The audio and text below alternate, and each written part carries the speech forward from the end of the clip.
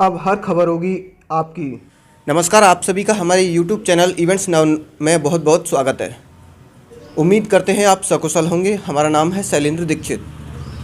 आज हम आपको एक ऐसी प्रतिभा से मिलवाने जा रहे हैं जिन्होंने अपने दम पर कड़ी मेहनत के चलते महज 3 वर्षों में Uttar Pradesh civil services PCS 2019 को टॉप किया है। पूरे उत्तर प्रदेश में टॉप करने वाले 25 वर्ष की उम्र के विशाल सारस्वत मथुरा के प्रकाश नगर BSA कॉलेज के प्रकाश नगर के रहने वाले हैं। आज हम इनसे जानने की कोशिश करेंगे कि इन्होंने अपनी अथक प्रयासों के चलते, कड़ी मेहनत के चलते इस परीक्षा को कैसे पास किया, क्या क्या वजह रहीं, क्या क्या इन्होंने समस्याओं को सामना करना पड़ा। इनसे जानने की कोशिश करते हैं।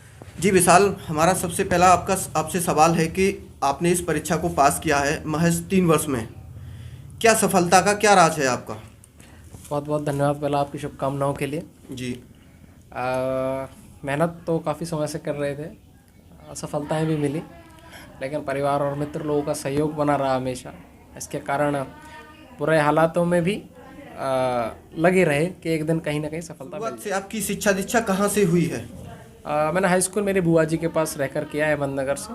अच्छा। इंटर मैंने अपनी सिस्टर के पास रह के एटा से की। उसके बाद ग्रेजुएशन मैंने यहीं से किया, लोकल से। और उसके बाद फिर मैं कुछ समय दिल्ली रहा तैयारी के लिए। मैंने ऑप्शनल की क्लास दिल्ली से की थी। उसके बाद फिर मैं तैयारी में लग गया और बाकी फिर मित्र लोग थे, सीनियर लोग थे, वो सहयोग करने लग गए। अधिकतर लोगों का मानना है जब भी आपने या हमने इंटरमीडिएट की परीक्षा दी होगी, उस समय अपना फोकस नहीं कर पाते इंटरमीडिएट पे या ग्रेजुएशन के जब क्लास अटेंड करते हैं। तो आपका कब से फोकस रहा कि मुझे इस परीक्षा को टॉप करना है या पास करना है ताकि मुझे एक अफसर बन सकूं मैं? टॉप करने का तो कभी जीवन में नहीं सोची थी, ना ही कोई ऐसा विद्यार्थी होगा जो इन चीज़ों के बारे में सोचता होगा कभी। उद्देश्य ये था कि भाई कोई शुरुआत से ये था कि भाई सरकारी सेवाओं में जाना है जी। पर ये नहीं था। इस समय पिछले प्रयास में मेरा सफलता मुझे नहीं मिल पाई थी। इस बार मैं सोच रहा था कोई सा भी पद मिल जाए, सबसे लास्ट वाला पद मिल जाए। ये तो उम्मीद नहीं थी बिल्कुल भी, बाकी सब ईश्वर अधीन है। नहीं, अधिकतर लोगों का मानना यह है कि इंटर के बाद वे ये सोचते हैं कि कहीं ना कहीं 10,000 की, 15,000 की, 20,000 की नौकरी मिल जाए। तो आपके मन में भी ऐसा कोई ख्याल आया कि मुझे भी इस तरह की कोई नौकरी मिल जाए, इस तरह की मैं प्रिपरेशन कर दूं ताकि नौकरी मिल जाए? मैंने नेट JRF किया था इकोनॉमिक्स में पोस्ट ग्रेजुएशन के बाद। अच्छा। तो मैं एडॉक बेसिस पे असिस्टेंट प्रोफेसर वगैरह के काफ़ी ऑप्शंस अवेलेबल थे। JRF मिल जाती है 30-32 हज़ार रुपये के आसपास। तो उससे थोड़ा सा पढ़ाई में सहयोग मिलता रहता था, मन लगा रहता। ग्रेजुएशन कब किया और कहाँ से किया? ग्रेजुएशन 2016 में किया मैंने, आगरा यूनिवर्सिटी से, BSA कॉलेज से। जी। उसके बाद पोस्ट ग्रेजुएशन किया इकोनॉमिक्स में आगरा यूनिवर्सिटी से। तो इस तैयारी के लिए आपने कहाँ से शुरुआत की? शुरुआत मैंने ग्रेजुएशन के फाइनल ईयर या सेकेंड ईयर से हम कह सकते हैं तैयारी शुरू कर दी थी कि भाई इसी सेवाओं में जाना है, इसी दिशा में लगना है। और काफ़ी सीनियर्स मिलते गए, उनसे सहयोग मिलता गया और हो गया। नहीं, यहाँ मथुरा में अपने घर से रहकर की तैयारी या आगरा, मथुरा या दिल्ली से? नहीं, शुरुआत में मथुरा ही रहा, फिर कुछ समय दिल्ली गया। अच्छा, फिर वापस कोचिंग लेने के लिए? जी। तो शिक्षण संस्थान से आपने कोचिंग ली होगी जी।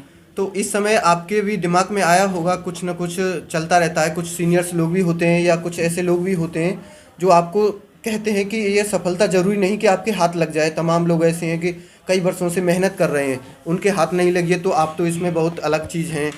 और यानी कि गिराने की कोशिश करते हैं हर समय कि सफलता के लिए आपने कोई लक्ष्य बांध लिया उसके लिए। जी, ऐसा नहीं है, मेरे साथ सभी लोग हैं, मेरे परिवार के आसपास के पड़ोसी, सब लोग, नातेदार, रिश्तेदार, सभी लोगों ने मेरा सहयोग किया। उनका मुझे लगता है कि मेरे जितनी मुझ पे खुद पर विश्वास नहीं था, उतना उन्हें मुझ पर विश्वास था। सहयोग ही किया, कभी किसी ने मुझे उस भावना से नहीं। कुछ जगह ऐसे होते हैं कि लोग बोलते हैं कि ये परीक्षा तुम पास नहीं कर पाओगे, यानी कि उनके हौसलों को, थोड़ी उड़ान को जो उड़ते हैं वो हौसला बनाकर बनना चाहते हैं कुछ, उनको वो नीचे ढकेल देते हैं। नहीं, मेरे साथ ऐसा नहीं हुआ, मुझे सब लोगों ने सहयोग ही किया हमेशा। परिवार का क्या सहयोग रहा आपके साथ? परिवार में मेरी दादी ने मेरा हमेशा हर समय सहयोग किया। मेरे दादी बाबा मेरे लिए प्रेरणा है। क्या मूल रूप से आपके पिताजी यहीं के रहने वाले हैं? नहीं, हम हाथरस के पास नगला केशों के रहने वाले हैं। जी। जी। तो अब आपकी प्रशासनिक सेवा में एंट्री हो गई है, क्या सेवा देना चाहेंगे अपने ब्रज को, प्रदेश को, देश को? उत्तर प्रदेश में काम करने के लिए बहुत कुछ है। और जिस तरीके से यहाँ पे कार्यालयों में भीड़ रहती है उसको देख के अंदाज़ा जा सकता है कि काफ़ी काम किया जाना है। कोशिश करेंगे कि ज़्यादा से ज़्यादा समय अपना काम को दें, वंचित वर्गों के लिए काम करें, शिक्षा और स्वास्थ्य के लिए काम करें। अपने ब्रज के लिए आप एक रोल मॉडल बनते जा रहे हैं इस समय, क्योंकि बहुत ही कम उम्र है इसमें आपने इस परीक्षा को पास किया है। तो उन लोगों के लिए आप क्या कहना चाहेंगे जो कई वर्षों से तैयारियां कर रहे हैं लेकिन फिर भी उनका सिलेक्शन नहीं हो पाता है? किस तरह से वो पढ़ाई करें, क्या रवैया अपनाएं अपनी स्टडी को लेकर के? ये देखें कि समय अनुकूल कभी नहीं आएगा। हम सोचते हैं कि अब समय अनुकूल आ जाएगा तब मैं पढ़ाई शुरू करूँगा। समय अनुकूल कभी नहीं आ पाता। जो परिस्थितियाँ हैं उसी में पढ़ाई कीजिए। रिवीजन पे ज़्यादा से ज़्यादा ध्यान दिया जाए। जितनी ज़्यादा बार हमारा रिवीजन होगा ना उतना हम बेहतर प्रदर्शन कर पाएंगे अपने पेपर में।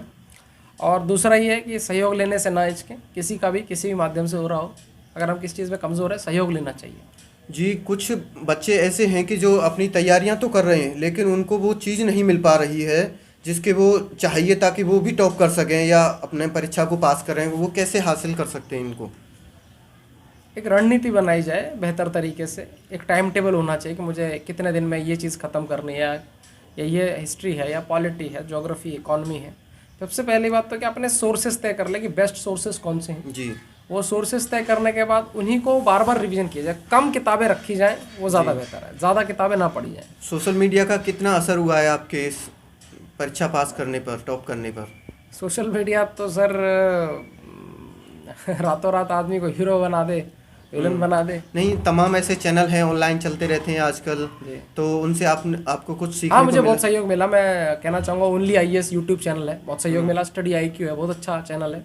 इनसे काफ़ी ऐसे क्वेश्चंस हैं और काफ़ी ऐसे करंट के एस्पेक्ट्स हैं जो मैं वो काफ़ी मदद लेता हूँ उनकी। तो अब हमारा आपसे एक प्रश्न और है कि आप आने वाले समय में लोगों के लिए रोल मॉडल तो बन गए हैं और काम करने का आपको ज़मीनी स्तर पर अब अनुभव होगा प्रशासनिक सेवा में जब पहुंचेंगे। तो सबसे पहले किस चीज़ पर आप फोकस करेंगे ताकि आपने अपने जीवन में, आपके परिवार वालों ने, आपके रिश्तेदारों ने उन चीज़ों को फेस किया हो? मैं सबसे ज़्यादा शिक्षा पर ध्यान दूंगा। कोशिश करी जाए शिक्षा का व्यक्ति घर परिवार में पढ़ जाता है ना, उसके पूरा परिवार का जीवन बदल जाता है। नहीं, ऐसा भी कुछ मायने हैं कि आपके आसपास कोई घटना घटित हुई हो जिससे आपके अंदर कुछ जज्बा पैदा हुआ हो, नहीं मुझे इस चीज़ की तैयारी करनी है और इस क्षेत्र को या इस चीज़ को मुझे बदलना है, इस सिस्टम को, ऐसा कोई आपको प्रेरित किया हुआ किसी घटना देखता ने? था सीनियर्स को। और मैं जब ग्रेजुएशन में था तो मैं देखता था हमारे यहाँ DM आए थे विशाल सिंह चौहान, काफ़ी अच्छा उन्होंने काम किया था यहाँ पर, तो उनसे भी प्रभावित थे। काफ़ी लोग हैं, कलाम साहब से मैं बहुत ज़्यादा प्रभावित हूँ मेरे जीवन में। APJ अब्दुल कलाम से क्या सीख मिली है आपको उनसे? उनसे देखा, समर्पण का भाव देखा मैंने देश के प्रति, सेवा के प्रति। जो समर्पण का भाव उनके अंदर है शायद वो किसी के अंदर नहीं है। आप शिक्षा के क्षेत्र में काम करने की सोच रहे हैं, स्वास्थ्य के क्षेत्र में काम करने की सोच रहे हैं, तमाम भ्रष्टाचार भी व्याप्त है इस समय। सरकार भले ही खूब दावे करती हो, पहले की तुलना में अब ज़्यादा भ्रष्टाचार है। आप क्या लगाम लगाने में कोशिश करेंगे अगर आपको मौका मिलता है तो? कहीं हद तक अच्छा काम करूँगा मैं, बस इतना ही कह सकता हूँ भाई मैं कि हम जितना होगा अपना शिक्षा के क्षेत्र में, स्वास्थ्य के क्षेत्र में हम अच्छा काम करेंगे। जी, बहुत बहुत धन्यवाद। आप सुन रहे थे विशाल सारस्वत को, जिन्होंने अपने अथक प्रयासों के चलते इस परीक्षा को पास किया है। उनकी शिक्षा दीक्षा कैसी रही, क्या क्या समस्याएं रहीं, इन चीज़ों को कितना उन्होंने फेस किया। फिर मिलते हैं आपसे एक नई मुलाकात के साथ। नमस्कार। ब्रज से जुड़ी हर एक छोटी बड़ी खबर को देखने के लिए चैनल को सब्सक्राइब करें और साथ में बेल आइकन को प्रेस करें ताकि लेटेस्ट वीडियो आप तक